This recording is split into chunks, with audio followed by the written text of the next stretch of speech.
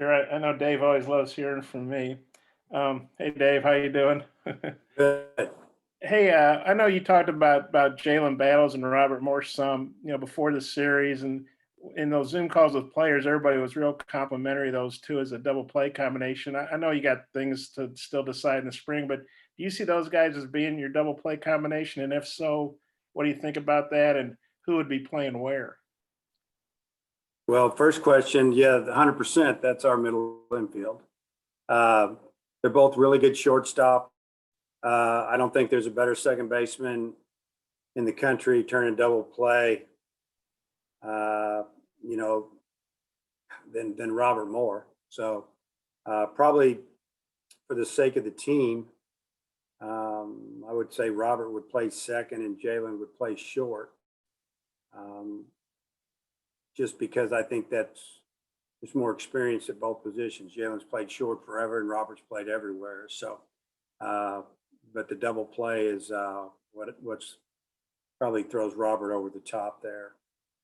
And what was the third question? I guess what do you think makes them such a good double play combination?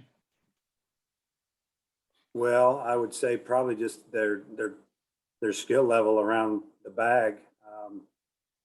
As far as Robert at second or short, just playing up the middle, it's very athletic and very aggressive. Super good, quick hands.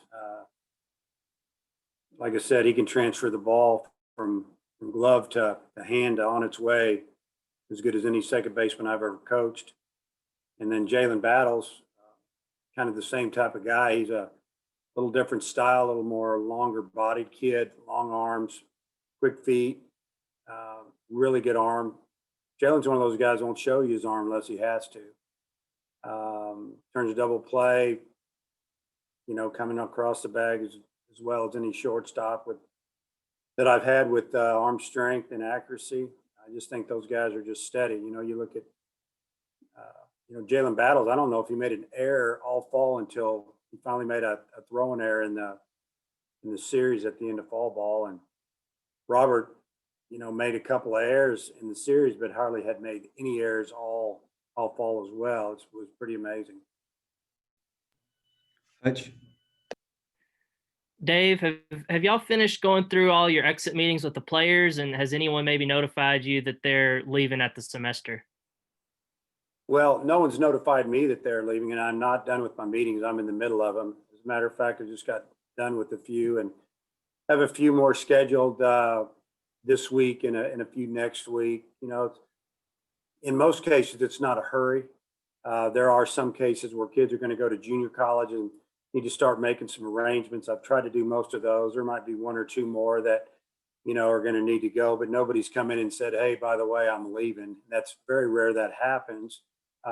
It's usually a good two-way conversation, talking about what's best for the individual and then best for our team and what we see in the future. Obviously, what we see this spring and playing time. And, a lot of times it boils down to, what does this individual need to work on? And, example, if he's going to be redshirted here, he'd be better off going to a junior college and getting 150, 200 at bats and getting better, because if we don't see him play for a year, he doesn't redshirts here all spring.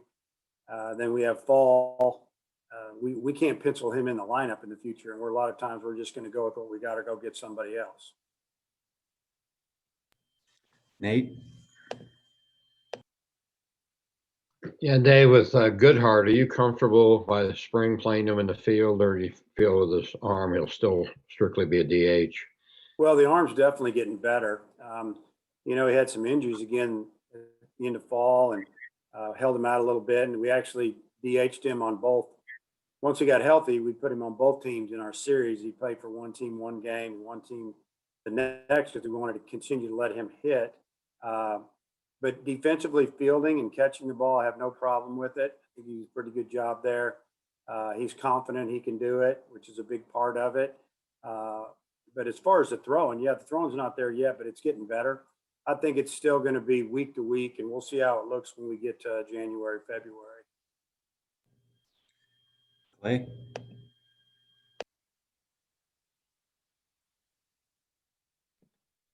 Hi, Dave. Hey. Your team has really had a lot of power of late. I mean, it's record power.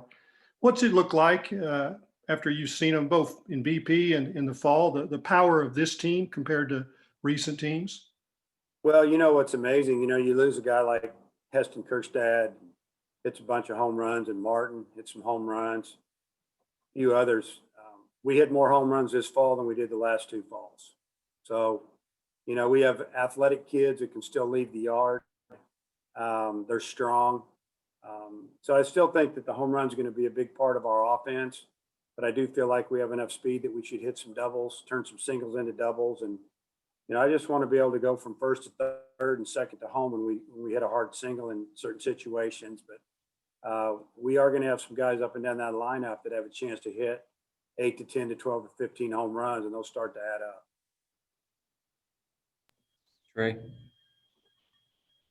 Coach, two-part question here. Who impressed you the most this fall? And then also, can you tell us anything about how the 2021 schedule is shaping up? Well, the first question is really hard to answer. The second one, learning more every day on that. But there was a lot of guys that really impressed me. Maybe guys that came in and honestly were a little better than I thought they were, or maybe a little farther along. One of them would be Jalen Battles. You know, I think that offensively, he really made a move the second half. I think that just being around a bunch of good hitters and the work that, you know, that Bobby Wernes and Coach Thompson have put in with them. I mean, Coach Thompson's worked these guys extremely hard this fall. And, you know, a lot of drill work, some experiments. When I say experiment, you know, making some changes. But Battle started out slow with the bat, and then the second half, he was a middle of the order type threat, hitting the ball as hard as anybody we have as far as exit velocity, hit some home runs, and really good to see. I mean, I would have to say Cullen Smith, who we got in the program last year. You know, Cullen was at a mid-major. He was an all-conference players 2 years in a row, didn't get drafted, and said, you know what, I'm going to sit a year and I'm going to go to an SEC school. And looked at a couple schools. We got him to come here. He was going to sit out all last year. You know, did pretty well last fall for us, knowing he wasn't going to be eligible in the spring. Really worked hard in the weight room with Coach Kinsley, our strength coach, and led our team in a bunch of statistics this fall. Number 1 in batting average, on base percentage. He hit for some power, he hit for average, obviously. And he played everywhere. He played second, he played first, played some third. You know, those guys jump out at me pretty good as far as position players. So pitchers, a lot of them. I mean, a lot of good arms. I don't think we have enough time to go through them all. If you want to ask me a question about a couple of them, I'll be more than happy to try to answer them. Bob. I'm still getting over the shock of seeing Trey's head without a hat. I thought it was sewn on there. But hey, Dave, you know, I know those are just inter squad games, but Connor Nolan didn't, you know, he seemed like he gave a lot of hits and runs. Is that any cause for Warriors? Hey, these guys have seen him all fall. They kind of were dialed in, or just what was your take on what Connor did in those 2 series starts? I mean, yeah, we're concerned about it. Our hitters have seen him a lot. Velocity was down a little bit. Breaking ball, you know, some good, some not so good. And they took advantage of everything. His last outing, he really struggled. He gave up a lot of hits in a couple innings, and that was that. So, you know, he knows what he needs to work on, and we know what we need to, you know, where we need to get him. There's a lot of competition here to get on the mound, and we feel good about our pitching. Hutch. Yeah, Dave, I was wondering if you could maybe give an update on one of your freshman pitchers, Nick Griffin. Okay, Nick, you know, when Nick got here in the summer, he came a couple weeks early, playing catch, doing things. Arm wasn't feeling great. Got on the mound, tried to throw like a bullpen. I mean, you know, I'm thinking back a couple of months now. Didn't feel right. He never threw a pitch for us this fall. We shut him down right there, had him evaluated. Didn't get a great evaluation back. They tried to rehab, do some things, which never works, to be honest with you. I say fix it now. Now is better than later. And so here we are 2 months later, got it evaluated again. It was bothering him after he got to start throwing more. and he had Tommy John surgery about a week ago. What's kind of his timeline? Is about a year, and then also he was one of your kind of highly rated recruits. I mean, what kind of were you hoping to get from him this year? Well, what we were planning on getting from him, not hoping, we were planning on him being one of our better left-handed pitchers, a young guy that we could put out there and could, work his way into the rotation, whether it be middle of the week or on the weekend. At a minimum, maybe some middle reliever closer type as a freshman. Obviously, that's not going to happen now. So now our goal is to get him, back as quick as possible, but at the same time, get him to a level where he can, contribute a lot as a sophomore. Next year at this time, he'll be a year out. About the time the season starts, he should be just about 100%. The key is how hard they work, and they have to really, really work. And if we can get Nick to do that, I think he'll be better than ever, and he'll be a big part of our pitching staff in 22. Nate? Yeah, Dave, what are you kind of looking for out of Christian Franklin now? Just kind of stepping up maybe where Kirstad or somebody like that left off as a leader and hitter. Well, the leadership is already there. You don't really want to try to ask somebody to do it. Heston did. I mean, that'd be tough shoes to fill. Obviously Franklin has power, and he has power at all fields. I mean, this fall, I can tell you, he hit 5-6 home runs, 2 or 3 the other way, one on the top of that building, Oppo, just about. So he can hit him anywhere. He had a really good fall. Now he had some games he didn't feel good about, but as far as the overall fall, I thought it was outstanding. Really good defender, throwing the ball better than ever. Defensive ability just seems to get better and better. Works hard, and Christian's a leader. He's a leader probably more by actions than verbal. He can get with you a little bit, but for the most part, he's just going to show you how to do it. And he hustles and works hard, and he's a good teammate. So he's definitely, has followed in the footsteps. I just think they're a little bit different type of player, but I think he's going to definitely pick up some of that slack. Clay? Coach, y'all, it's been kind of a weird year, to say it mildly, I guess, but you got Hobbs in late, then you didn't have your team, in the spring. And now you say your pitchers are really good and there's a lot of them. What's happened with your pitching, and why are you that way now? Is it just better arms? Are you throwing more strikes? What's going on with your pitching, Coach? We've had Matt here a couple of years. He came in late a couple of years ago, right before the 19 season. Obviously, we had a tremendous season. The year after the 18 team, it was, supposedly one of the best teams that went through here and was. But the 19 team did everything they did for the most part, except win some games in Omaha. They matched them pretty good, and statistically were better. And then obviously, Matt had the pitchers all in the spring of 19, a little bit in the fall of 18 when he first got here, recruiting, and then had the team all last fall, and then the short season. So he's been around a while. Obviously, he's an outstanding pitching coach, really good recruiter. I'd say probably the difference between now and maybe in the past is that we have more arms. We've recruited maybe a few more pitchers than we had in the past. We've maybe had some guys develop, and you have to get lucky every now and then, keep kids from getting hurt, obviously, or have them come in hurt, because every now and then that happens. We had that this year. But it's just a good combination of outstanding coaching, outstanding talent, and more of them, keeping guys from signing. And that's credit to the coaches going out and recruiting some really good players. Trey? Coach, another two-parter. Have you talked with any other coaches on campus about how they deal with COVID? Is it different than what you guys are? Is it pretty much across the board the same thing? And then also, what's been the reaction of recruits to the new facility that you have been able to show them? Yeah, I do talk to other coaches. I'm around the track coaches a lot because we kind of around the same facilities, pretty tight. And they're outside like we are. So it's more, I'd say it's a little more the same, so to say. But football, talked to coaches over there, a couple of assistants a little bit, and they're a lot more contact there, but they are outside most of the time.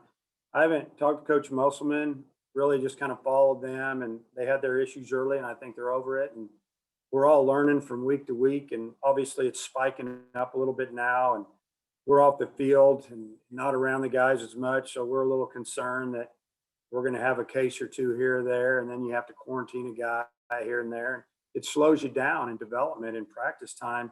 It'll be Thanksgiving before we know it, and then the Christmas holidays, and then here we go. So, it's, I guess it's just a learning experience week to week. And you do pick each other's brains to find out what's working. And so far it's been pretty good. So, and then what was your second question? I did forget to answer your question about the schedule as well, didn't I? I was going to bring that up too a little bit later if Kyle would let me. The second one was about the facility and what's been the reaction of recruits when you show them what it's going to look like. Well, here's the problem. We can't recruit. We can't have anybody here. So I can tell you what the reaction is going to be. Well, virtually. Goodness, this is unbelievable, because that's our reaction about every day we look out there. Had a couple of tours through there. It's amazing. Very, very well thought out. Give credit to Hunter Yurchek for wanting to put it over there. I can honestly say at first, it probably wasn't my first choice because, you know what it looked like over there. But you never know when you got 1,000 dump trucks bringing dirt in, what you can do to a place. It's amazing. There's a lot of land over there, and it really has tied in with the facility. I'm looking at it right now, and it's going to look like it's been here forever. It's workable, and just the design, the layout, we're going to get better in there. We're going to be able to recruit to that building, work in that building. There's some things for the fans, obviously, but really it's probably 85% all about the players and development and recruiting and getting better. So it's going to be, I can't wait to get kids here and walk them through that building, because I think it's going to help us sway kids or help them make a final decision without waiting as long as they have. And I'm thinking in many cases, they're going to cancel some visits and commit while they're here. And we have that happen to us a lot, especially with some of the Southern schools. They throw the weather at them, but nobody's got the development that we have now. And we're very fortunate to have it. As far as the schedule, just real quick, I've got a Zoom meeting with some coaches tomorrow and some ADs, so to speak, from the SEC offices that are in charge of baseball. And there's a couple of committees out there working right now. We're trying to figure this out, but I think bottom line is we want to play a full schedule. We want to probably control our schedule a little bit.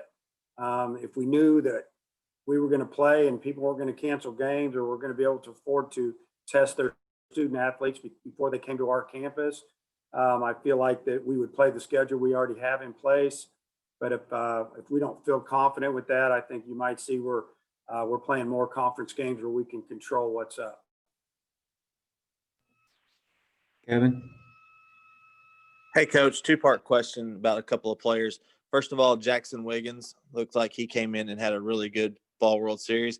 And then Caden Wallace did a really good job for the black team. Is he going to cross-train in outfield and infield this next spring? Well, first off on Wiggins, I mean, Wiggins has he's just blessed with a lot of baseball talent. Got a big physical body, incredible arm. And he's confident. He doesn't get all uptight about things. I've told Jackson, I feel like that if he stays healthy and he wants it, he'll be as good as he wants to be. He could be special. So we'll see how that works out.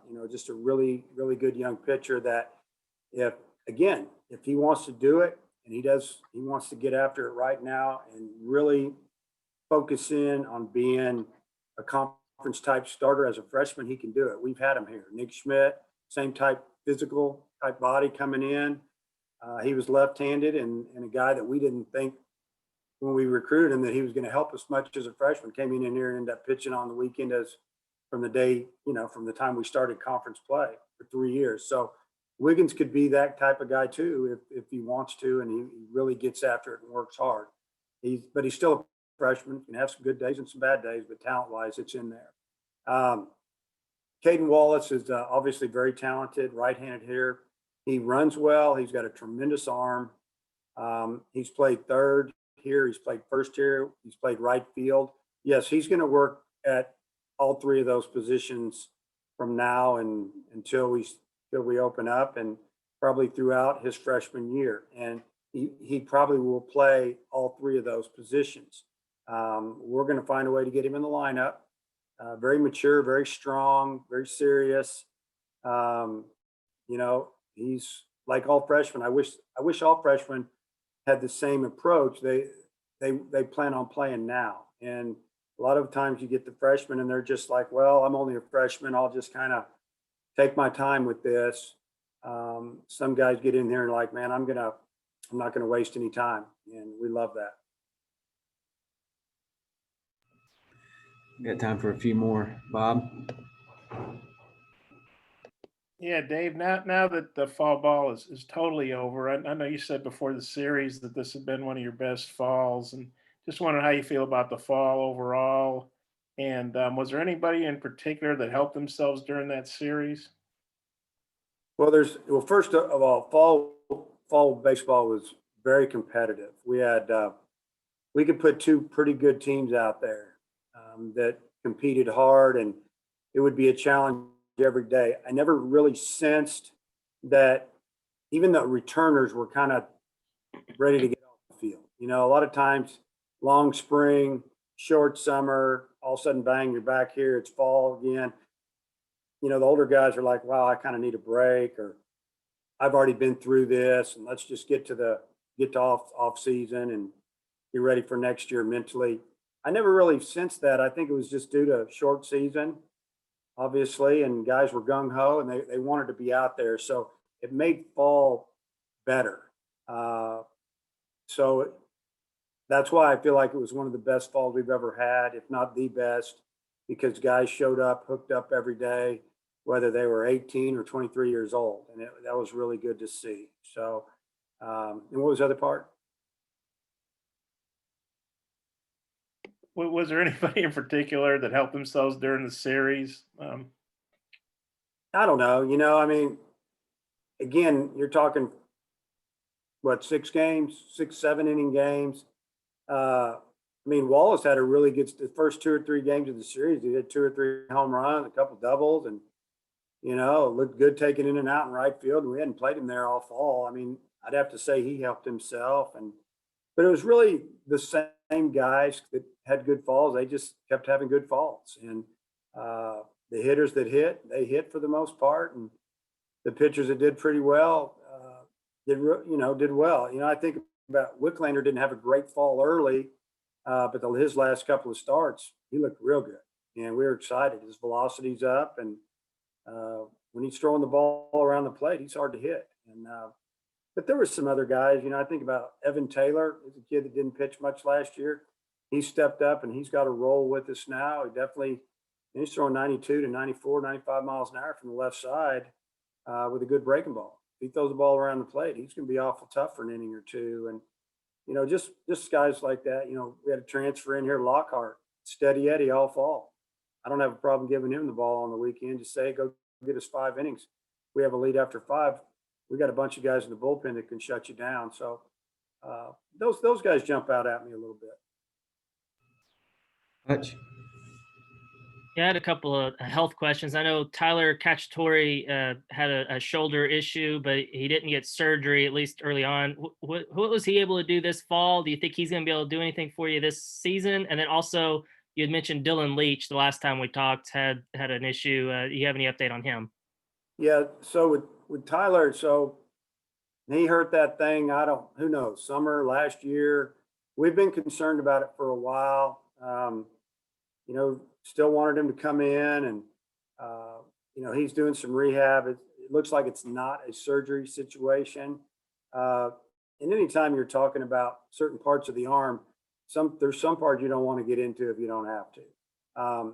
He's throwing, he's on, he's getting close. He's not on a mound yet. They're not spinning the ball yet, but he's a few weeks out. I think that right around the Christmas time is when he's going to be able to do a lot more. And then by the time we get spring baseball started, we'll see what he can do. Obviously, he's behind. He's behind. He didn't get to pitch the summer ball, and you could go back the last year or two with some injuries. So hoping that he'll be able to help us this year, and if not this year, obviously in the future. The big kid, works extremely hard, really well liked amongst his teammates. So we're all pulling for Tyler. And then Dylan Leach is he's a switch hitting catcher.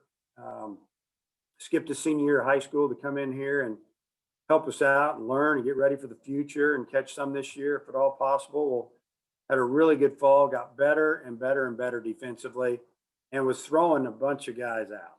And the way I run fall ball, we give our guys the option to steal. If they steal and they get thrown out, they get to go back.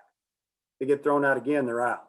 So we want guys to run, but it also gives our catchers an opportunity to throw. And he threw a lot of guys out and they went back. So, but then he kind of tweaked his arm and just throwing, we're doing some drill work and, we had it MRI'd and everything you can do for the most part. And as of right now, it looks pretty good. We're going to take it easy with him all the way until after the holidays. Last one, Trey. Yeah, Coach, I was going to ask you, what does Bobby Wernes bring to your staff? Well, Bobby brings a lot. First off, Bobby has the experience of playing in this league and also playing professional baseball. In professional baseball, he had the opportunity to coach and even manage a little bit at the lower level. But he was a hitting guy there. He's worked with catchers. Obviously, he knows how to work with infielders. He brings a lot of energy every day as well. Smile on his face, upbeat guy. Love having him around.